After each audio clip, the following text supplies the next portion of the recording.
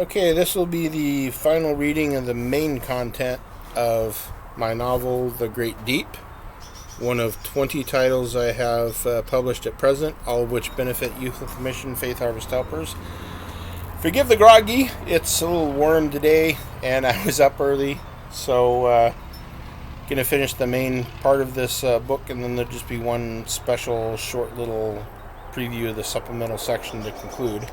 If you haven't run across any of these before, this is an allegorical fiction novel, kind of a C.S. Lewis style.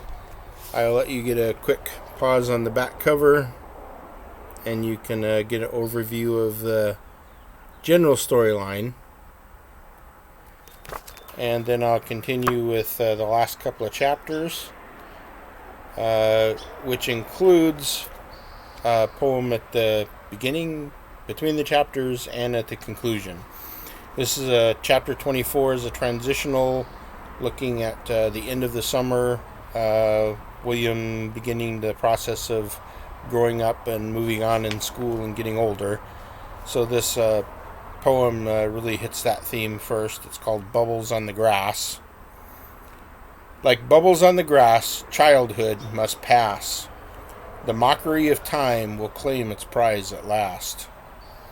Carefree summer days, kissed by golden rays, fade from fact to fancy to melancholy haze.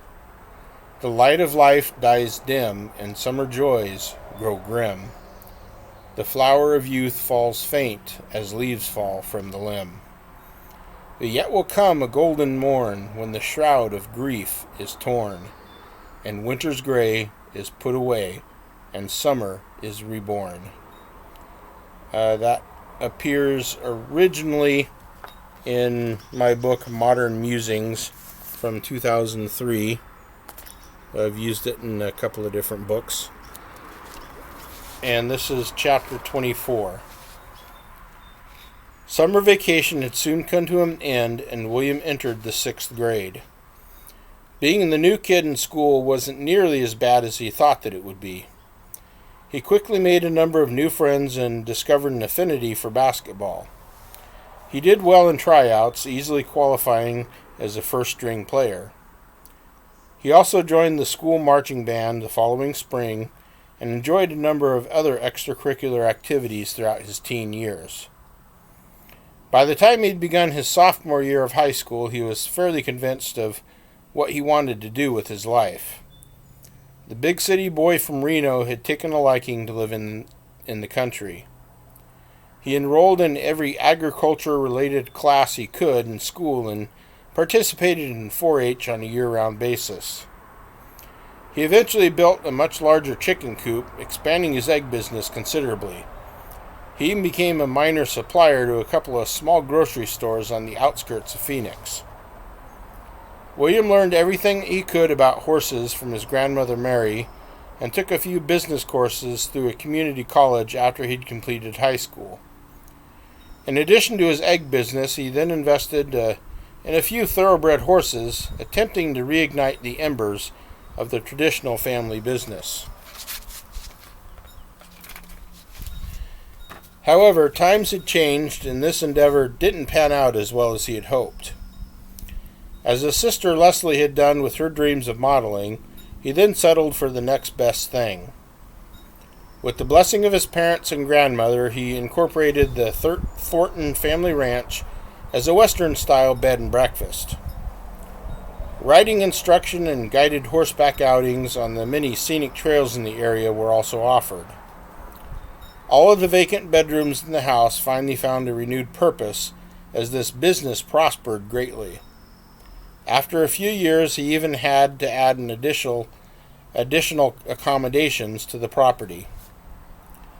Although he hired on outside help to do the majority of the cooking, his grandmother's strawberry muffins remained a much-loved staple at breakfast. Nearly everyone who stayed at the ranch lavished magnanimous praise upon Mary's baking endeavors. Upon her death just 3 years prior to William taking a bride, his mother carried on the strawberry muffin tradition. To William's great surprise, she had become quite good at it. Throughout the years, William continued to visit his friends in the Ankara village as frequently as his busy life would allow. When he was unable to make it to the village for a long spell, he would often leave out small, useful gifts for them on his windowsill or nightstand. The Ankara would leave behind a few pebbles or twigs as they collected the gifts to let William know that they had been there and appreciated his generosity. He also adopted his grandmother's tradition of reading from the great book early each morning as he sat at the small table by the kitchen window. When Mary had passed on, her picture was added to that of her dear husband Seth's in the family Bible. In latter years, the portrait of William's mother and father would also be added to this place of honored remembrance. Holding firm to the fires of revelation, William grew in knowledge and integrity throughout the passing years. All who associated with him could not help but know that he served someone greater than himself. Although his body eventually grew feeble and his mind diminished in focus, the radiance of life and truth within his spirit never dimmed. Holding fast to the words of truth, he continued in his fervent devotion to the Lord of Lords as he awaited the great day. And theme poem Growing Old. The white upon my head, the decaying of my teeth, the comfort of my bed, and the aching of my knees. When all is done and said, all these say to me, good times lay ahead, I'm closer yet to free. Chapter 25. In William's mind, the decades pass. Suddenly, the glint of headlights approaching down the dusty country lane captures his attention. As his grip on the glistening stone slackens, it dims, and his mind and spirit return to the present. He once again finds himself an old man sitting on the porch. "Excuse me," he says to the fireflies, "but it looks like my sweet wife's home from the store." Stretching his legs, he once again grimaces at the number of cracks that his ankle makes. Rising from the handcrafted willow chair, he paces off towards the car as it comes to a stop. The boiling cloud of dust that lingers in the air causes him to cough repeatedly as he approaches. "Still drives like a maniac," he mutters under his breath. As the headlights extinguish, the driver's door opens. Out steps a slender woman of about William's age. A knowing look of mock disapproval spreads across her face as her gaze meets William's.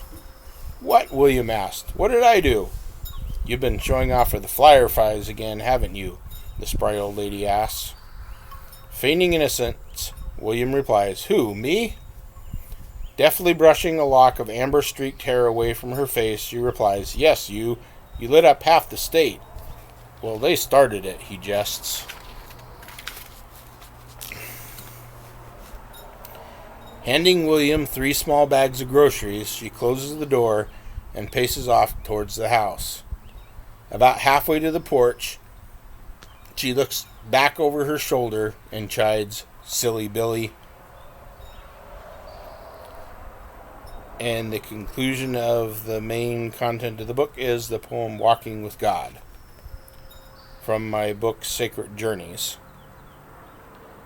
To walk again in the cool of the day through mist-shrouded gardens beside crystal streams.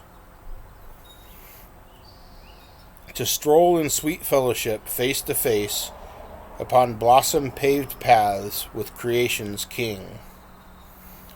To walk once more upon the windswept shores beside the Galilee gazing at your face. To listen and learn from transforming truth, engulfed in seas of peace, drinking of your grace. How far distant the completion of time, when mortal is swallowed and all is made new. Perfect fellowship at long last restored. I'll wander in wonder, walking next to you.